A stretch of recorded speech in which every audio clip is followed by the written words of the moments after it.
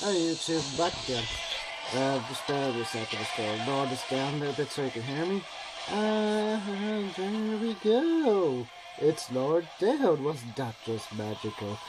I'm going to write a book about that, how I lowered down the volume on my computer. And it's going to be based on a true story, because it was a true story, because it just happened. And you were there for it to happen. You seen it. You did, didn't you? You see me lowering the volume down? Well, if you didn't, there's just a faggot there that doesn't really matter. So fuck you and your gayness, suck my dick.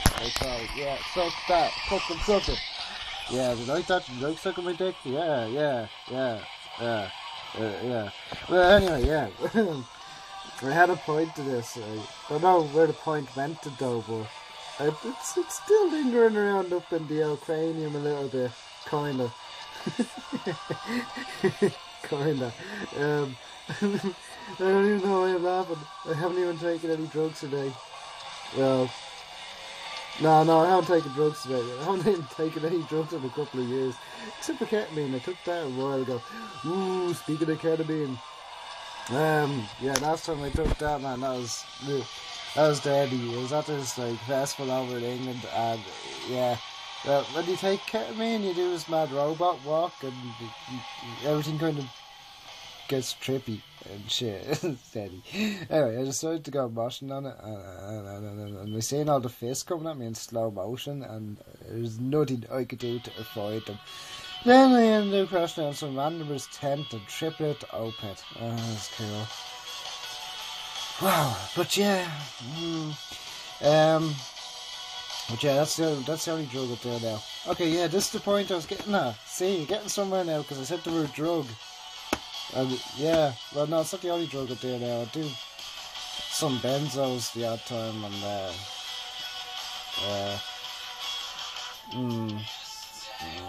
kind of playing with the idea of doing hallucinogenics again. Well, ketamine is hallucinogenic, but I mean stronger hallucinogenics, like the ones that make you go wee wah. You know, them type of ones, yeah. But yeah, yeah, I do smack all the time as well. Only mess, no, not really, but I did. I was thrown out on that for like about 4 years, and then I got clean. I didn't go to any intervention meetings or anything like that. I didn't take methadone just because I'm like, I'm deadly. But yeah, fucking, I was thrown out on that for about 4 years, and it's like looking back at it, it's like looking at somebody else's life. It was a completely different person. I was way more violent than I am now. I just didn't give a fuck. It just wasn't me, you know? And then I finally decided to get clean, and what I did was I just locked myself in my room. And whatever money I got, like from the social welfare, I'd spend it straight away, so I wouldn't have anything there to spend on smack. And I'd get like Nurofen Plus. It's a tablet that has codeine in it, and I do the cold water extraction of it to get the codeine out of it. Codeine is opulin based, which is a benzodiazepine, which is also a derivative from opium. Opulin, opium, get it? You see the connection between the words? They both have op in them, you know what I mean? But yeah, fucking drank that got rid of the mental cravings, made me calm down a little bit, eased the pain a little bit. I took a load of Imodium and Botulinum for stomach and diarrhea. The Botulinum would shrink your stomach down. So yeah, you wouldn't really get hungry. Not that you wouldn't really get hungry when you're sick, but when you're withdrawn, should I say, but when your stomach is shrunken down, you can't really vomit either, you know what I mean? Stops having nausea. Botulinum stopping the diarrhea, and I took a lot of Seroquel tablets to help me sleep. And yeah, for a couple of months after I became socially inept because the psychological effects, they were the fucking worst. I was actually quite psychotic for a while after that as well.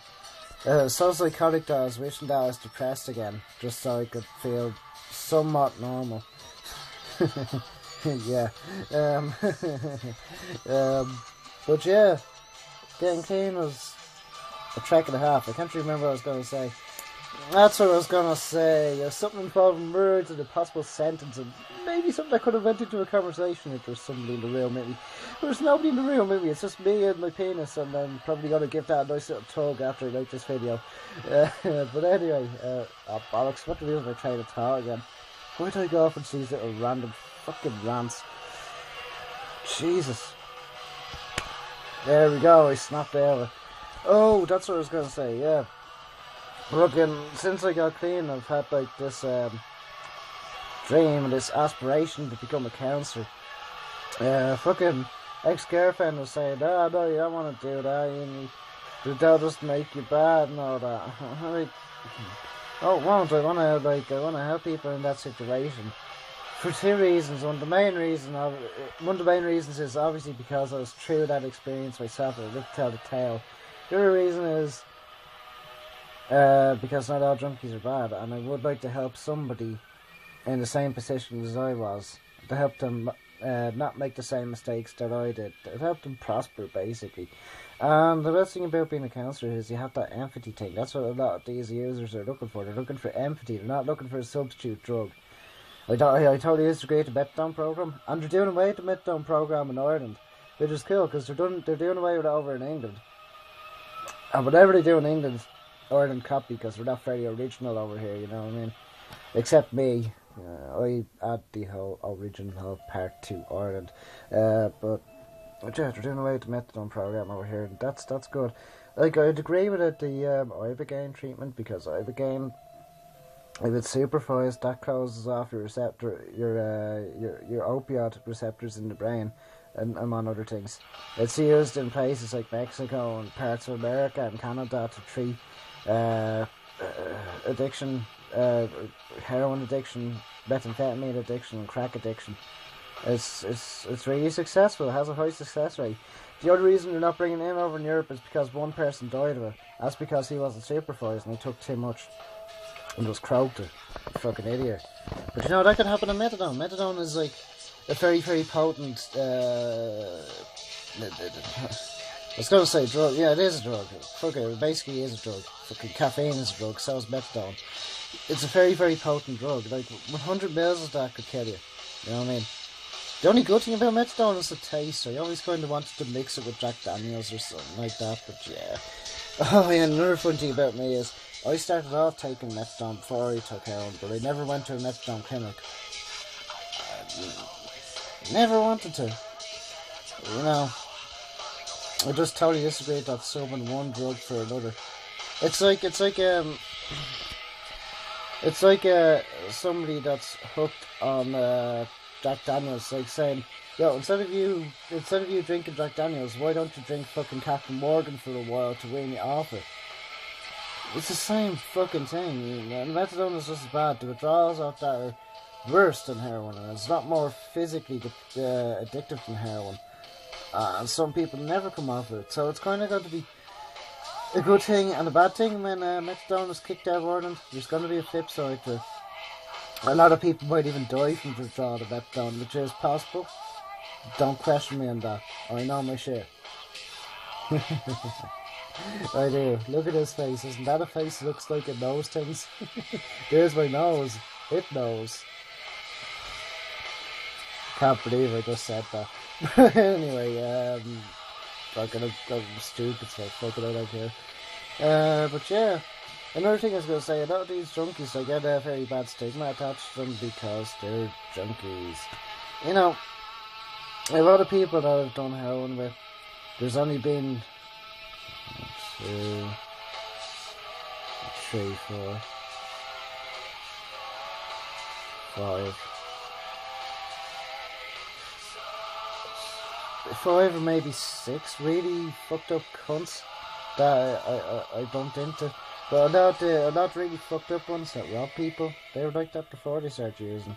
Now they just have more of a drive to use because they need to get their fix, and that's the only way they know of getting it. But with me, I have plenty of other ways of getting money. Like, I robbed our shops, but I never robbed a person. Open from the shop is different. I used to know this place that I'd buy a load of Beatles CDs and give top dollar for them. So I'd go around robbing Beatles CDs all day. I did rob a person. I did rob people twice. That's only because the first time that person tried to rob me. The second time, that person tried to rob a friend of mine. So I chased up the street, had a knife to his throat, made sure to cut out a little bit of blood, and got €7 off him. That was the second. That was my second robbery. And the first one was just for a first robbery. He took out a knife out of his pocket. I grabbed him by the hand straight away, pushed it back up into his face, drew a little bit of blood out, and decked him. And then he went down, and I went rifle through his pockets and kicked him in the ribs as I walked away. And I got 15 quid out of him. It was alright, you know what I mean? Not the best, but it was alright. But yeah, they were the only times I ever robbed somebody, and I had like a reason to do it. But yeah, but most of the addicts I've met, they were dead sound. You know, they were cool. They were among most of the smartest people. Among most of the smartest people I've ever known. Yeah, I said that sentence right, didn't I? But anyway, yeah, they're very smart people. Very down to earth, very deep, very intense, in a good way. Compared to the rest of civilization, the rest of society, which don't have a first clue about what life is really like. They just live in a fantasy world of materialism and buying stuff that they don't need in shops that sell things for like 5 times the original retail price. You know, and people that just live in the bubble of materialism, not experiencing life. You want to experience life, you spend about 15 minutes standing around Cedar House. Just look, just watch. And maybe the darker side of life, but it's getting outside that bubble that you have built up for yourself. And after you can go back into it. And not only that, talk to some of these people. You'll be able to tell the bad ones a mile away. You can tell by their mannerisms. You can tell by looking into their eyes. The eyes are the windows to the soul. And you can just tell, you know. You talk to some of these people. Listen to some of these people. Don't just shun them because they don't fit your social norm. They are people too. And inside we all bleed red. Except for me, I bleed blue. But that's because I'm deadly. And I'm starting to get an erection. I better go. It was nice talking to you. Bye bye.